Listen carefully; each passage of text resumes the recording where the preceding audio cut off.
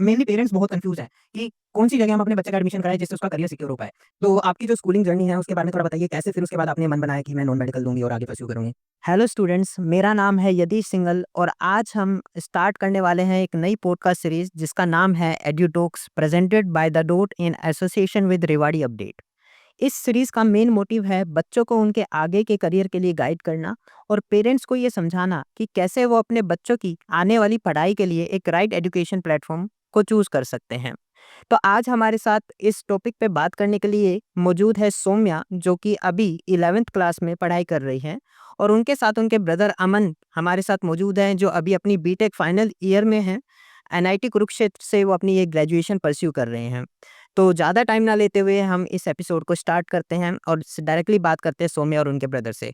तो पहले मैं आपका स्वागत करता हूँ इस पॉडकास्ट में, आपने हमारे लिए टाइम निकाला। तो सौम्या, सबसे पहला सवाल मेरा आपसे है कि आप अभी करंटली 11th क्लास में हैं और डॉट इंस्टीट्यूट में आप पढ़ाई कर रहे हैं। तो स्टूडेंट के लिए जब 10th के बाद वो देखता है कि उसके पास बहुत सारे ऑप्शंस हैं, बहुत सारे करियर फील्ड्स हैं, नॉन मेडिकल, मेडिकल, तो कैसे आपने डिसाइड करा और कैसे आज कोई स्टूडेंट इस वीडियो को देख रहा है वो डिसाइड करे?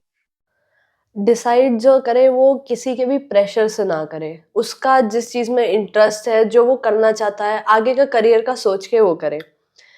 कई बच्चे क्या करते हैं कि फ्रेंड्स के प्रेशर में आके या फिर फैमिली के प्रेशर में आके नॉन मेडिकल या फिर कोई भी एक स्ट्रीम ले लेते हैं। लेकिन 6 महीने बाद या फिर कुछ टाइम बाद उनको लगता है कि वो नहीं कर सकते।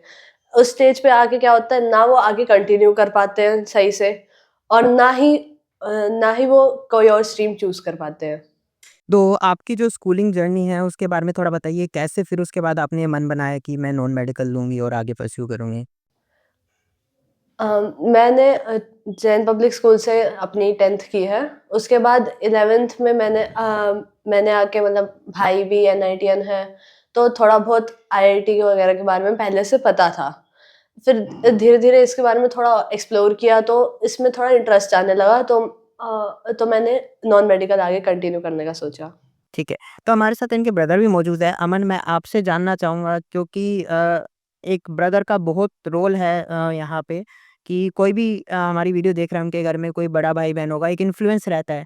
तो आपके घर में इस जब सौम्या के एजुकेशन के लिए डिस्कशन होता था, तो वो कैसा रहता था? उसके बारे में थोड़ा बताइए। तो जनरली ऐसा होता था कि मेजर जो फील्ड्स हैं, एक तो इंडियन पेरेंट्स को उसी के बारे में पता होता है, तो उसमें एक होता है सीए, मेडिकल, या फिर तीसरा होता है इंजीनियरिंग। अब इंजीनियरिंग फील्ड एक ऐसी थी जो मैं खुद भी एक्सपीरियंस कर चुका था, और तो इसके बारे में घर पे सबको पता था। सो डेफिनेटली मैंने इसको भी बताया हुआ था।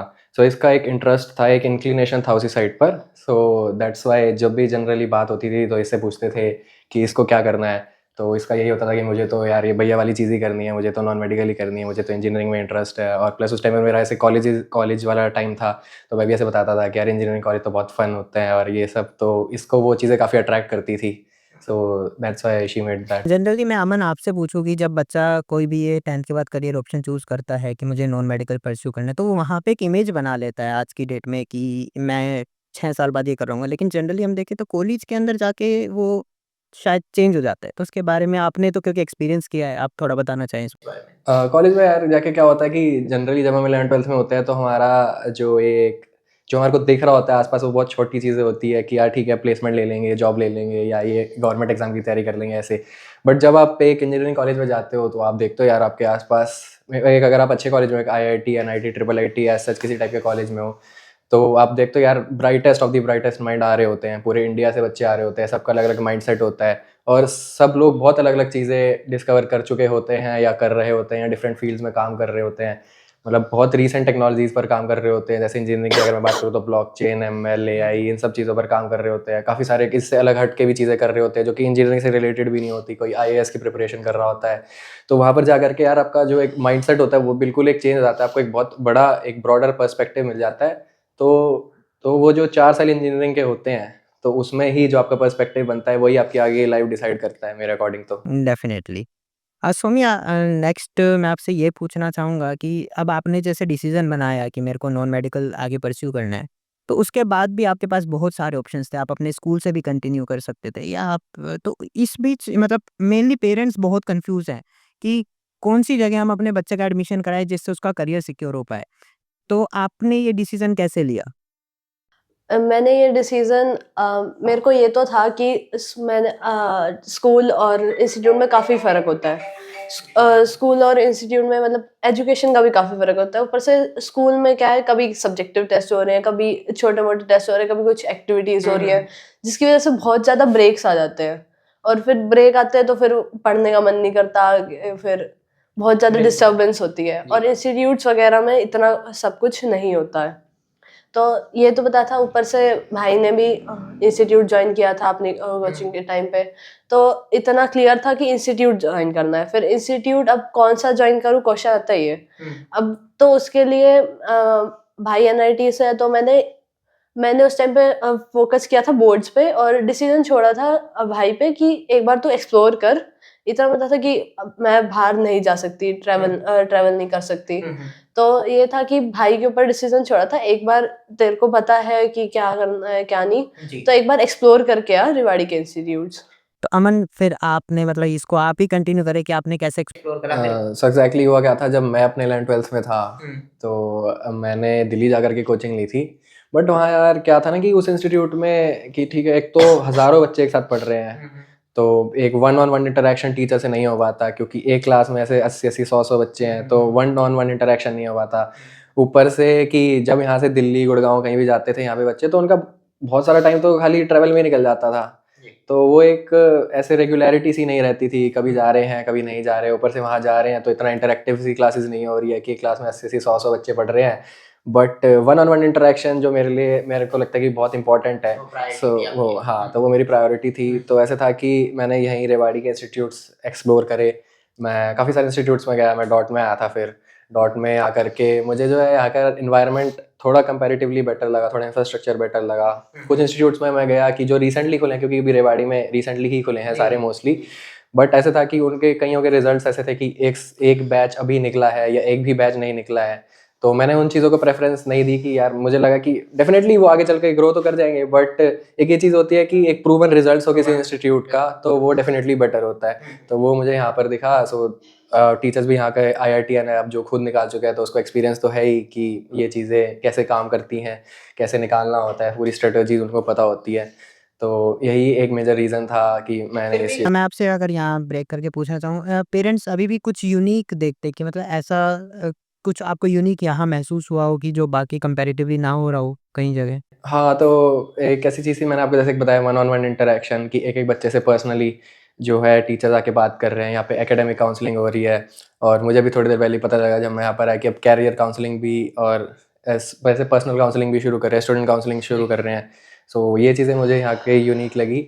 और डेफ़िनेटली जो मॉड्यूल्स थे, उनकी जो भी क्वालिटी थी, जो भी मटेरियल उनमें था, वो काफ़ी बेटर था, मुझे जैसा रियलाइज़ हुआ। सौम्या, एक जैसे बच्चों के मन में ये चीज़ है कि कहीं हम किसी कोचिंग इंस्टीट्यूट में जा रहे हैं या कोई ऐसे कॉम्पिटिटिव एग्जाम की तैयारी के लिए जा रहे हैं, तो क्या वो प्रेशर क्रिएट हो रहा है वहाँ पे या सच में एक्चुअली एजुकेशन वहाँ पे है? वो बच्चे पे डिपेंड करता है कि वो उसको एजुकेशन की तरह ले रहा है या फिर एक प्रेशर की तरह ले रहा है। जैसे कई बच्चे होते हैं, वो पेरेंट्स के इन्फ्लुएंस में आके या कैसे भी करके वो प्रेशर क्रिएट करने देते हैं। वो पढ़ाई को वो नहीं प्रेशर क्रिएट करके कि नहीं, हमारा तो एग्ज़ाम क्लियर करना है। वो एक एन्जॉय करके पढ़ो, तो मेरे को लगता है कि एग्ज़ाम ज़्यादा अच्छी तरह क्लियर हो सकता है कि अगर पढ़ाई को समझ के, कंसेप्ट समझ के, उसको एन्जॉय करके, अगर थोड़ा विजुअलाइज़ करके पढ़ा जाए तो। आपका क्या तरीका रहता है, मतलब how you enjoy your studies? मैं मतलब जैसे कुछ क्लास में कॉन्सेप्ट्स पढ़ाए जाते हैं, उनको घर जाके नोट्स रिवीजन करना, फिर खुद उसके थोड़ा एग्जांपल दिमाग में क्रिएट करना कि हाँ, ये रियल लाइफ में यहाँ पे एप्लीकेशंस हो सकती है इसकी। फिर कई बार तो एप्लीकेशंस कई चीज़ों की, मतलब मैथ में कई चीज़ें होती है लिमिटेड होती है, हाँ, नहीं मिल पाते हैं, वो नहीं होती। फिर हम कई बार सर से भी कहते हैं, सर कहते हैं इसकी तो कोई रियल लाइफ में तो कोई एप्लीकेशंस वगैरह है नहीं। तो हम टीचर से भी डिस्कस करते हैं कि सर यहाँ पे ऐसा कुछ हो सकता है क्या? मतलब वो आपका एनवायरनमेंट प्रॉपर्ली मिलता है जहाँ आप टीचर से इंटरेक्ट कर पाते हैं। अच्छा, एक मेनली जैसे अभी आपके ब्रदर ने बताया काउंसलिंग का बहुत इंपॉर्टेंट रोल रहता है, तो आपको मतलब थ्रू आउट द ईयर क्या मतलब ये काउंसलिंग एडवांटेज मिला यहाँ पे? काउंसलिंग का काफ़ी ज़्यादा एडवांटेज रहता है, ऊपर से पेरेंट्स को सारा कुछ बताया जाता है। अभी बीच में मैं एक बार डाउन गई थी, क्योंकि एक एक टाइम आता है ना कि पढ़ने का मन नहीं कर रहा, बस बहुत हो गया, फ्रस्ट्रेट हो जाते हैं। तो मैं एक टाइम पे डाउन जाने लगी थी, तब मेरा ग्राफ डाउन जाने लगा था। उसी टाइम पेरेंट्स को कॉल करके बुला लिया था कि जो ग्राफ है वो आपका स्कोर जो है वो थोड़ा-सा डाउन जा रहा है आपके बच्चे का। तो उसके लिए फिर उसके बाद मेरे को मतलब टीचर से मैंने बात वगैरह की थी, काउंसलर से बात की थी, तो उसके बाद मैंने इम्प्रूव दोबारा किया था। एक लास्ट मैसेज आपके लिए, क्योंकि ये फर्स्ट एपिसोड है, आप बच्चों को कोई मैसेज देना चाहें यहाँ से? यार मैं तो यही कहना चाहूँगा जितने भी बच्चे इसको देख रहे हैं कि एक तो पहली बात इसने बहुत अच्छा पॉइंट बोला कि किसी भी ऐसे मत देखो कि यार मेरे दोस्त ये वाली स्ट्रीम ले रहे हैं तो भी मैं ये चीज़ करूँगा, क्योंकि ऐसा नहीं होता है कि यार हर कोई अलग अलग होता है, हर किसी की अलग अलग प्रेफरेंसेस होती है। तो डेफिनेटली ऐसे मत करो कि यार पेरेंट्स कह रहे हैं तो मैं ये चीज़ कर लेता हूँ, मेरे दोस्त यहाँ जा रहे हैं तो मैं ये चीज़ कर लेता हूँ, क्योंकि दोस्त यार पूरी लाइफ टाइम साथ नहीं रहते, ये रियलिटी है तो ऐसा होता है कि दोस्तों के चक्कर में ले लेते हैं, तो ये चीज़ें मत करना। दूसरा, अपना जो भी डिसीजन हो, जो भी तुम्हारा एक मैं चाहूँगा कि आप लोग जो है अब जब भी अपनी जेई वगैरह की, नीट वगैरह की किसी भी चीज़ की प्रिपरेशन स्टार्ट करो तो एक मेंटोर ज़रूर रखो, एक कोई गाइड ज़रूर रखो जो तुम्हारे को थ्रू आउट दी जर्नी, जिसको एक्सपीरियंस भी हो, जो तुम्हारे को गाइड कर सके कि हाँ यार अब ये चीज़ करनी है, अब ये प्रॉब्लम आ रही है तो उसका ऐसे कुछ सॉल्यूशन मिल जाएगा। सो मैं यही एडवाइस करना चाहूँगा कि यार एक तो वाइजली सिलेक्ट करो जो भी आपको करना है, क्योंकि आपका करियर डिसीजन है आपके हाथ में, किसी भी अपने फ्रेंड को मत उसका कंट्रोल दो। और सेकंड चीज़, जो भी चीज़ कर रहे हो उसके लिए एक मेंटोर ज़रूर रखो और हार्ड वर्क करो और अपना लगन से लगे रहो, चीज़ें तो प्राप्त हो ही जाती है अपने आप एज टाइम, जब मेहनत करते हैं तो डेफिनेटली। सौम्या, आपकी तरफ से कोई लास्ट एंडिंग वर्ड्स कि जो भी बच्चे या पेरेंट्स देख रहे हैं जो अभी एक्सप्लोर कर रहे हैं अपॉर्चुनिटीज़, वो कैसे एक सही डिसीजन ले आगे के करियर के लिए?